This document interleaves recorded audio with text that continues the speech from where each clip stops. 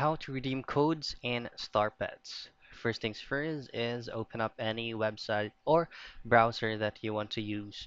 Now I'm going to be using Google Chrome for this video, and then let's just head directly to our search bar. For you to be able to get here, just type in Starpets and you'll be seeing a lot of results, and all you have to do is just to tap on this link right here, which is the second result. That's going to be taking you out to starpets.gg, which is this one. Now for you to be able to access or redeem a code, you need to log in to your account. If you don't have an account yet, you'll have to create one. You can also create an account by using your Google Mail account. Now once you are fully logged in, all you have to do is to click on your profile and go to promo codes.